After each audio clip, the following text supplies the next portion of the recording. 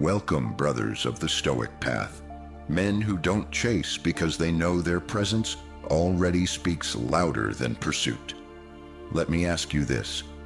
What if I told you the most desirable women don't fall for noise? They fall for a man who knows how to be still, who doesn't need attention because his energy commands it. In today's video, we're going to uncover 10 Stoic behaviors that high-value women can't help but notice, and often they're the ones who chase first. Not because you played games, but because you moved with purpose. You stayed grounded. You became the kind of man whose silence is louder than flattery and whose standards are higher than temptation. This is not about manipulating desire. It's about becoming someone worth desiring. So if you're ready to master not just attraction, but yourself, subscribe, like, and join us here on Stoic Love, where we turn ancient philosophy into quiet power and real magnetism. And now, let's begin with the first behavior that silently draws her closer, even when you say nothing at all. Number 1. Indifference to validation. You don't need her attention, and that makes her crave yours. She's used to men performing, smiling wider, talking faster, trying harder, all for her attention. She walks into a room and watches it shift around her, the subtle tension, the hunger in their eyes. She doesn't need to ask for validation, it's already laid at her feet. But then she sees you. You don't shift. You don't lean in. You don't even notice her, at least not in the way others do. You're calm, still, grounded in your own gravity, and that is what stops her in her tracks. Because you're not chasing, you're not reacting, you're not trying to be seen, you already see yourself. And that kind of man, that kind of inner stillness, it's rare enough to disarm even the most high-value woman.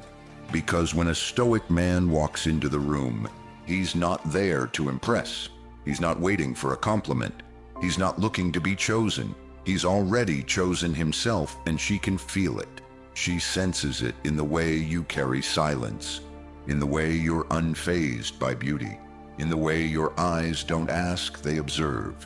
And suddenly she begins to question something she's never questioned before. Why isn't he responding like the others? Why doesn't he need my attention? What is it about him that feels so untouchable? This is where the dynamic shifts. Because women, especially high-value, high-awareness, women aren't drawn to availability. They're drawn to discernment. They want to feel like they're earning your attention, not being handed it freely. And when you move through life indifferent to validation, not out of arrogance but from wholeness, you give off a rare signal. I am not here to win you. I am here to live me. And if that draws you in, so be it. This is not coldness. It's clarity. You're not rude. You're unavailable to things that don't align. You're not playing hard to get. You are hard to reach because your energy is not a faucet anyone can turn on with a smile.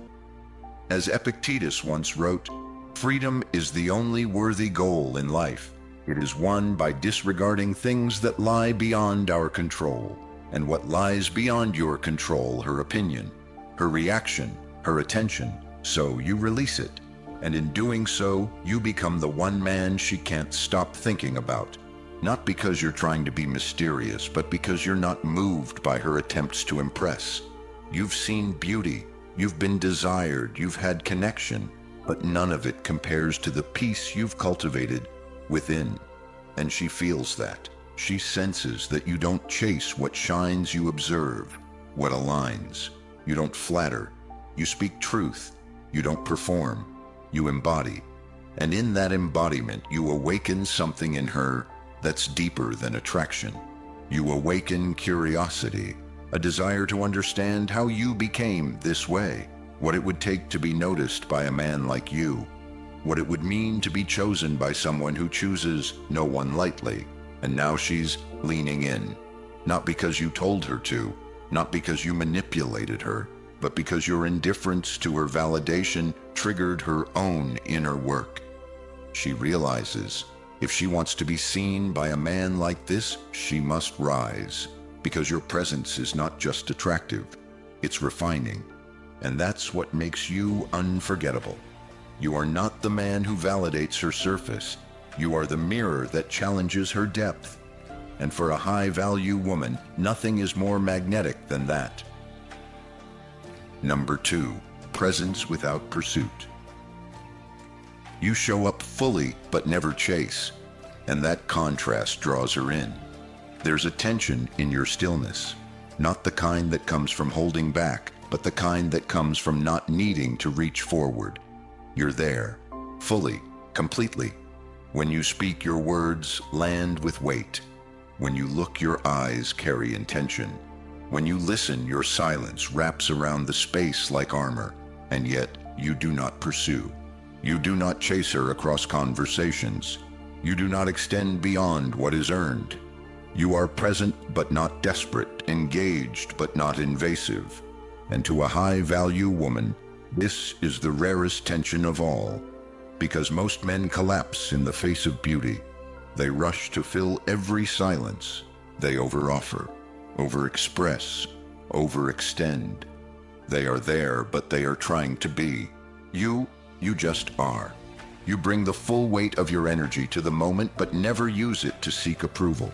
You give your presence like a man gives his time to something sacred, without obligation, without need for recognition, without need for reciprocation. She feels this. She senses that you're with her, not for attention, not for outcome, but because you chose to be. And that's why she leans in, because your stillness doesn't push, it pulls. You don't try to hold her attention. You command it not with force, but with anchored restraint. Marcus Aurelius once wrote, "The tranquility that comes when you stop caring what they say, or think, or do. Only what you do. That's the essence you carry. Your mind isn't spinning. You're not scripting the next sentence. You're not calculating how to win her over. You are present in the moment without being attached to its outcome." And that to her is wildly unfamiliar, because she's used to men orbiting her, men trying to impress, men trying to prove. But your presence has no performance. It simply reflects who you are and how deeply you've trained your spirit not to seek. You become the eye of the storm, the place where emotion softens, where her guard slips without her knowing, not because you asked, but because you didn't. And in that space, you become more than a man. She notices you become a man she wants to be noticed by, not because you're cold, but because your warmth isn't up for sale. You are there, but you will not follow, you will not push, you will not prove. You've mastered something most men fear, the ability to show up with your full essence and let go if it's not returned. That ability, that calm detachment, it sends a signal to a high-value woman. This man does not need me to validate his worth. And that's exactly why I crave his attention. She'll start watching, leaning in, noticing the subtle things, how you don't compete for space, how you don't interrupt, how your stillness says more than other men's shouting, and she'll wonder, what does it take to make a man like this choose me back? That's when the chase begins. That's when her effort awakens, because you are no longer the seeker, you are the standard, and women chase standards. They rise to meet what doesn't chase them. Number 3, emotional control under pressure. You stay calm when others react, and she notices your inner power. It's subtle at first. The way you breathe slower when tension rises, the way your voice doesn't spike when you're challenged, the way your eyes stay still, not cold, not blank, but deeply aware. In a world where most men react, you respond.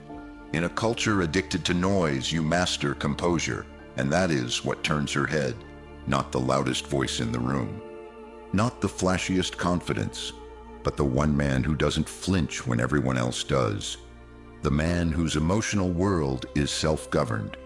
High-value women aren't drawn to emotional volatility. They've seen that before, dated it, survived it. What draws them in now is discipline under pressure. Because the man who can remain calm in conflict can hold her when her own world spins. The man who can breathe instead of break can anchor her through her chaos. And the man who doesn't run from discomfort becomes the refuge she didn't know she needed. She tests you. Maybe not on purpose, but she does. She'll bring heat to see if you melt. She'll bring silence to see if you crack. She'll bring emotion to see if you become it or witness it. And every time you stay rooted not in arrogance but in control, you show her something she rarely sees. A man who isn't ruled by his feelings, a man who commands them. Epictetus said, "No man is free who is not master of himself." You live this, not by suppressing emotion, but by transmuting it.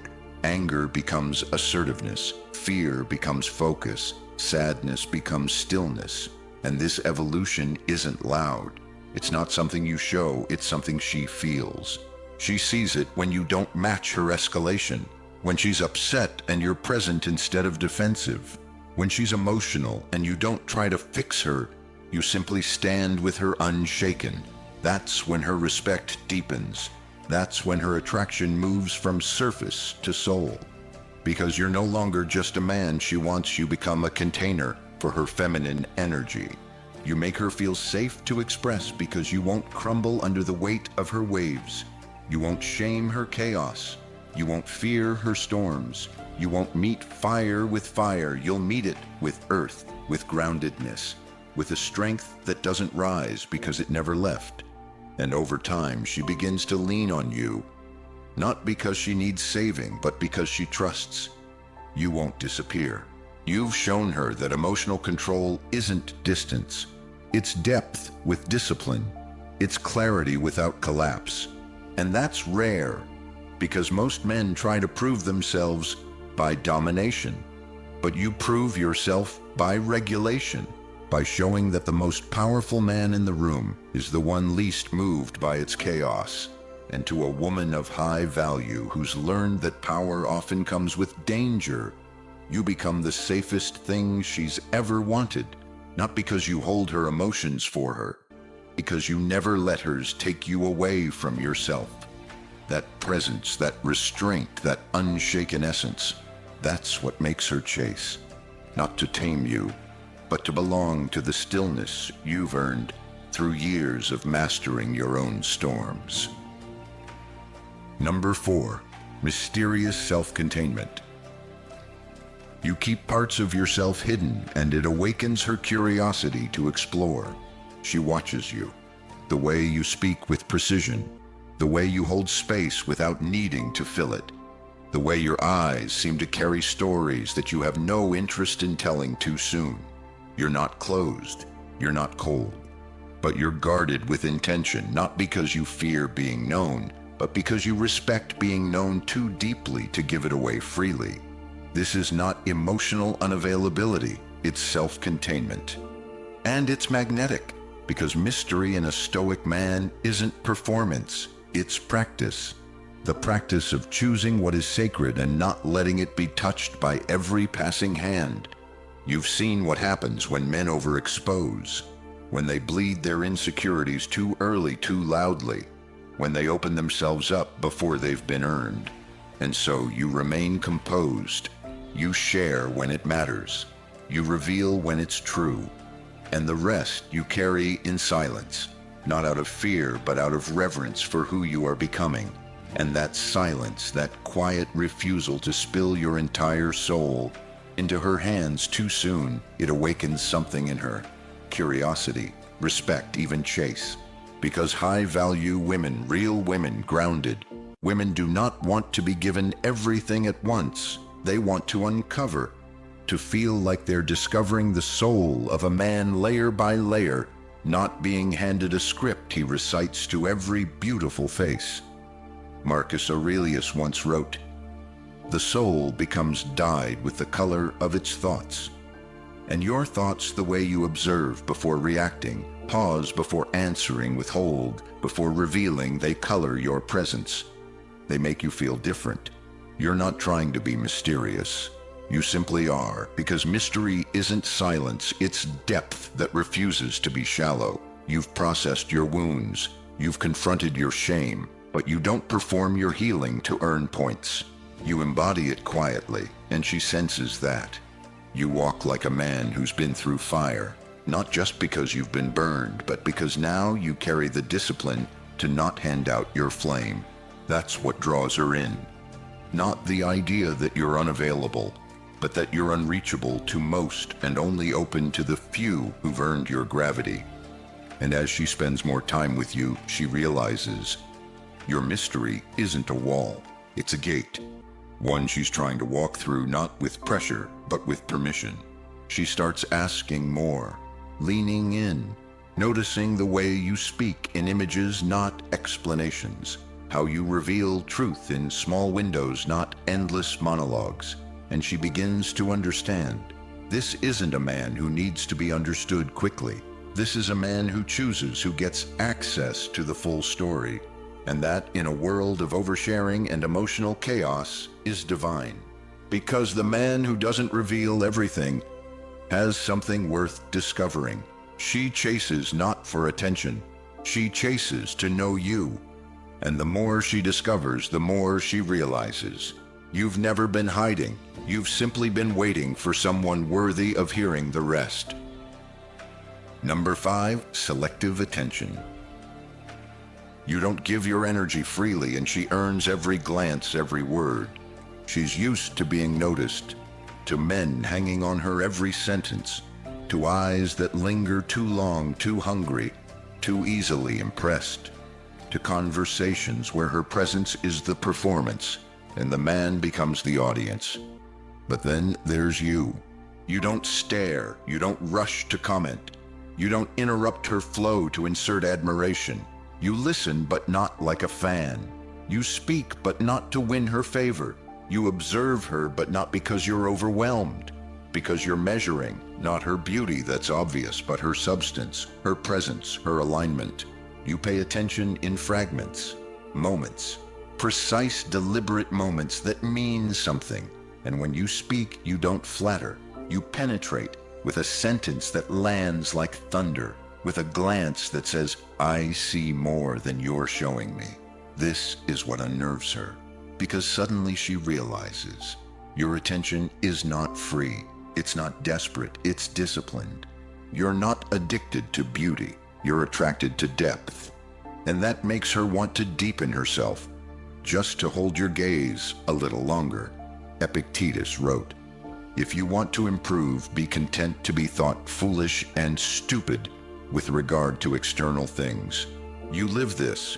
You don't care about surface performance, about social signals, about dressing your energy to match a crowd. You care about essence, and that makes your attention sacred, and she feels it. She feels it in the way you don't look when others would, in the way you withhold compliments until they mean something, in the way you don't reward every smile with applause. Your attention is a mirror, and she begins to see herself through a different lens when you're around. Less performative, more raw, more real, because she knows. When you finally do choose to focus, when your words land with intent, when your eyes soften just slightly, it wasn't because she demanded it. It was because she earned it. And that changes the game. Now she's chasing not your affection, but your respect. Not your validation, but your focus. Because you are not the man who validates women to feel powerful. You are the man whose attention transforms women when it's given sparingly. You're not withholding to play games. You're preserving energy. You're staying in command. You're not assigning value to those who haven't proven value in return. This isn't arrogance, it's alignment. You treat your focus like currency, and she knows. What you choose to give matters. And so she leans in. She shows more of herself. Not just the polished exterior, but the vulnerable parts, the intelligent parts, the purposeful parts. Because she wants to be seen by the man who doesn't see everyone. She wants to be known by the man who knows how to withhold attention until it matters most. And when she feels that shift, when she realizes she's earned something rare, she'll chase not to possess you, but to keep accessing the man whose presence can't be bought. Only invited by the one who's willing to rise to your standard. Number 6, value-based boundaries. You walk away from what misaligns, and that signals rare strength. She doesn't expect it. Most men let things slide, especially when she's beautiful. They tolerate mixed signals. They overlook small acts of disrespect. They trade silence for connection and compromise for closeness. But not you. You draw a line. Not with anger, not with ego, but with certainty. You don't raise your voice. You don't explain yourself 3 times. You simply say, "This isn't aligned with who I am," and then you step back. This moment, this boundary changes everything, because she's never seen a man do that. Not without guilt, not without asking for permission, not without hoping she'll chase him back. But you don't need the drama. You don't need to be right. You don't need her to understand. You walk away because you know what you stand for. And any connection, no matter how tempting, that asks you to betray, that is already broken. This is where the high-value woman takes notice. Not because you're punishing her, not because you're playing games, but because your discipline exposes her own lack of it. She realizes, this isn't a man who sets boundaries to control me. This is a man who sets boundaries to protect himself. And that to a woman of depth is both confronting and captivating, because it's not your strength that impresses her, it's your clarity.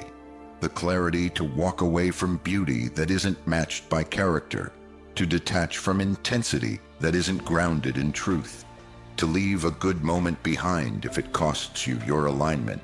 Marcus Aurelius wrote, "The impediment to action advances action. What stands in the way becomes the way." You understand this. You don't see rejection as loss. You see misalignment as redirection. You don't cling to potential, you honor reality. And when a woman tries to bend your values, even gently, you don't bend with her. You hold. Not because you're stubborn, but because you've done the work to know what your soul needs to stay whole. You've learned. Temporary pleasure isn't worth permanent confusion. Momentary connection isn't worth a long-term erosion of self. And this is what sets you apart. You're not cold. You're self-respecting. You're not passive. You're principled. And she feels it. She feels it when you don't chase after a disrespectful moment, when you don't over-explain your standards, when you exit with elegance, not emotion. That exit, that stillness, that's what makes her question herself. Because she expected reaction. She expected pursuit. She expected another man afraid to lose her. But you weren't afraid. You weren't trying to prove your worth. You were simply protecting it. And that protection, that ability to walk away, not in pain but in peace, it becomes the magnet. It becomes the test. It becomes the very thing that flips the dynamic entirely. Now she's wondering, who is this man that didn't need me to stay? What kind of discipline makes a man choose his values over my affection? How do I become worthy of re-entering his world on his terms? And that's the quiet power of your boundary. You don't set it to get her back. You set it so you don't lose yourself. And the moment she feels that the chase begins, not because you demanded it, but because your integrity invited it. Number 7, purpose-driven detachment. You live for something higher than approval, and it makes you magnetic. You have somewhere to go, something to build, a life unfolding not around her, but beyond her. She's not the center of your world. She's a possibility within it, a chapter, not the purpose, an addition, not the mission. And she can feel that, not because you say it, but because it radiates off you. You don't text to fill time. You don't overshare your emotions in hopes of connection. You're not available at every call, every scroll, every mood swing. You're present, but you're not tethered. Connected, but not attached. available but only to what aligns with your direction. This is not coldness, this is purpose. You're not here to entertain emotions. You're here to transcend them. You're not seeking approval, you're pursuing truth. The kind that sharpens you, disciplines you, humbles you when you lose your edge, and calls you back when you forget who you are. This is why she stares when you're not looking, why she listens closer when you speak less, why she feels the pull even when you've said nothing at all. Because you're not trying to capture her, you're trying to complete yourself. And that self-completion is the rarest energy a man can emit. It's the opposite of neediness.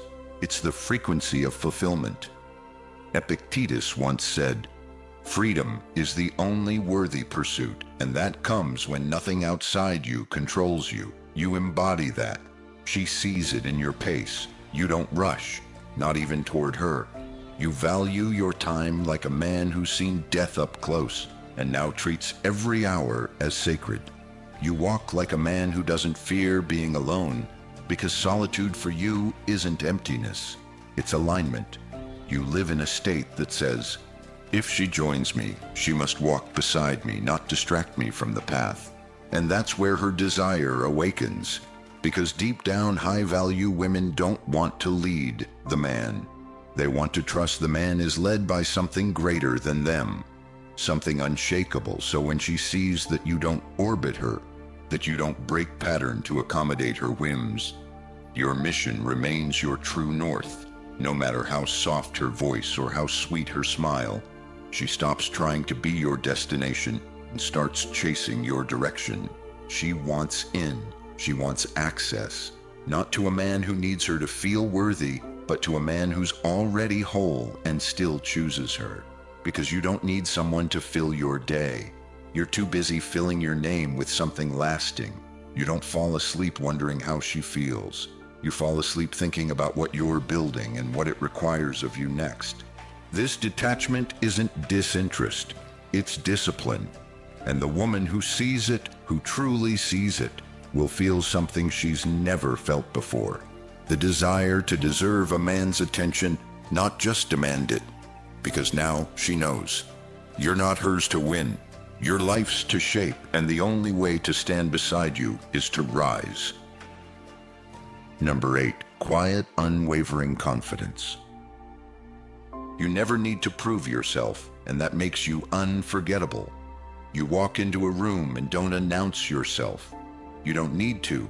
Your presence precedes you, not because you're trying to be seen, but because you're unbothered by whether you are. You stand, not stiff but grounded, not rigid but rooted. You listen more than you speak. And when you speak, your words don't reach for attention, they land with weight, like a man who doesn't just know what he believes, but lives it without applause. This is the confidence that doesn't seek a stage. It doesn't inflate itself, it doesn't bark. It simply exists calmly, immovably, without tension. To most women, it's disarming.